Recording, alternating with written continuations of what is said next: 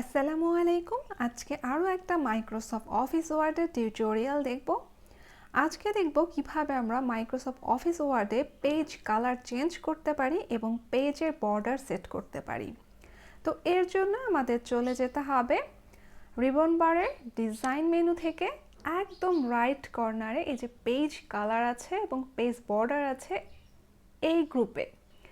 এখান থেকে আমরা পেজ কালারের এই ডাউন অ্যারোতে ক্লিক করলে এখানে বিভিন্ন থিম কালার চলে আসছে এবং প্রত্যেকটা কালারের ওপর নিয়ে গেলে কালার চেঞ্জ হচ্ছে।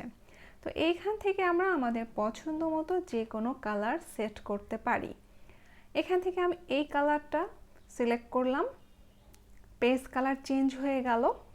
এখন আমরা দেখব এই পেজে আমরা বর্ডার কি করে সেট করতে পারি।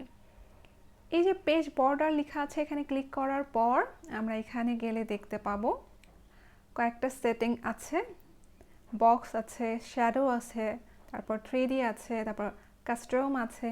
তো এখান থেকে আমি বক্স রেখে যদি নর্মাল যে স্টাইলগুলো আছে এখানে এগুলো সিলেক্ট করে দিই, এগুলোর মধ্যে থেকে যে কোনো একটা আমি এইটা নিলাম। সিলেক্ট করার পর যদি আমরা এটা ওকে করে দিই তাহলে পেজে কিন্তু বর্ডার সেট হয়ে গেল। এখন যদি চাই এর বাহিরে আমরা ইউনিক কিছু স্টাইল এখানে অ্যাড করব, তাহলে আবারও পেজ বর্ডারে যাই। যাওয়ার পর এর নিচে একদম নিচে এখানে আসলে আর্ট লেখা আছে, এই আর্ট লেখার এই ডাউন অ্যারোতে ক্লিক করলে বিভিন্ন রকম আর্ট আমরা এখানে দেখতে পাচ্ছি। এইখান থেকে আমরা যে কোনো আর্ট সিলেক্ট করে দিতে পারি আমাদের পছন্দ মতো। তো এইখান থেকে আমি এইটা সিলেক্ট করলাম।